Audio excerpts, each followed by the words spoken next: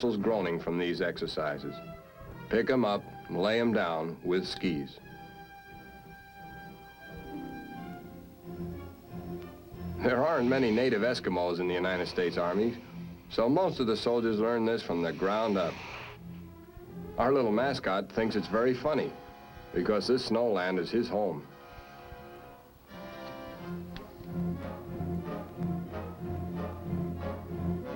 Snowshoes to some of the men might remind them of tennis rackets or the sleds and skis of a winter in the snow back home.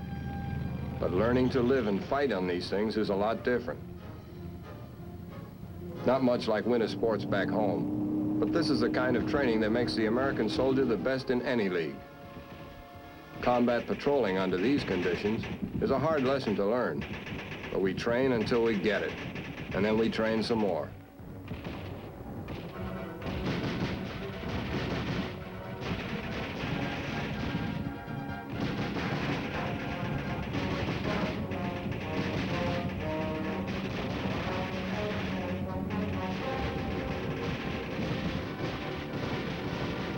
And on into the night. But don't let the winter carnival atmosphere fool you. We're learning the serious business of war.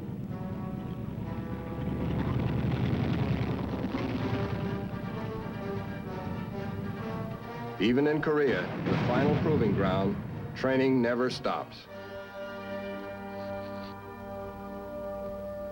Troops are pulled back off the front line for refresher courses, instruction in new tactics, and care and use of equipment.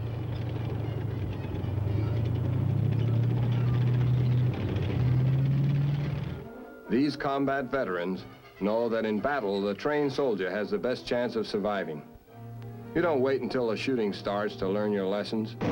The bullet that's supposed to teach may also kill, and the enemy won't let you correct your mistakes. A soldier's never too old or too good to stop training. In Korea, many a combat veteran of World War II has been learning new and different things about the job of soldiering. Wars are so complicated nowadays that the communication system of an army is more important than ever before. You wouldn't want to get your wires crossed with messages that deal with human lives. So troops are trained and retrained in the technique of wire laying, pole erection, and getting the message through quickly and accurately when and where it counts.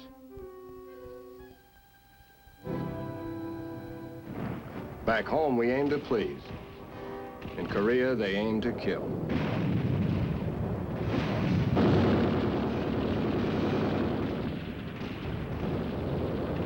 Training is tough because battle is tougher. And training saves lives.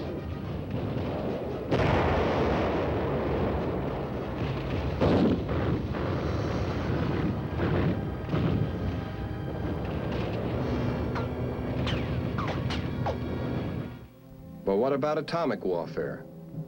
We'll be ready and trained for whatever might happen then? You bet we will. Yes, it's a long way from your hometown to the atomic training area at Yucca Flats, Nevada, practically out of this world. The sound and fury of the atomic bomb that makes headlines in the hometown paper are part of Army training. We learn to take it in our stride. Groups of soldiers are present at atomic blasts to see and to take part, so that when or if the enemy does use such a weapon, we'll know what to do.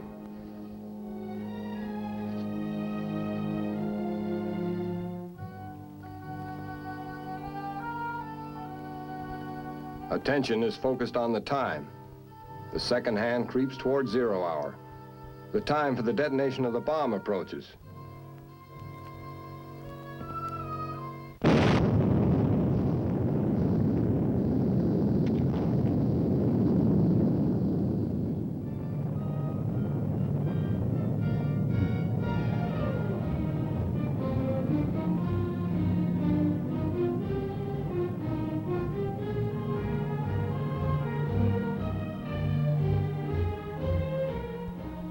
Right after the blast, troops move up into the ground zero area.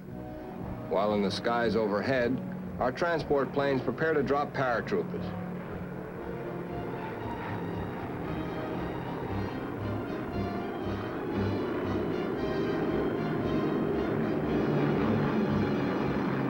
But whatever may come, you can count on the American soldier being ready and able to face anything, because we never stop training. It's a big job keeping our Army ready. And here's a footnote to this story. According to Secretary of the Army Frank Pace, Jr., this year alone, over 700,000 men will be turned back to civilian life. Approximately the same number of untrained men will join the ranks in the months to come. There can be no letdown in the type of training you've seen today. Next week on The Big Picture, we'll take you to the Army Language School in California for another phase of Army training. We'll show you how we train officers and enlisted men for foreign duty as language specialists. This is Captain Carl Zimmerman, inviting you to be with us then. The Big Picture is a weekly television report to the nation on the activities of the Army at home and overseas, produced by the Signal Corps Photographic Center, presented by the U.S. Army in cooperation with this station. You can be an important part of the big picture. You can proudly serve with the best equipped, the best trained, the best fighting team in the world today, the United States Army.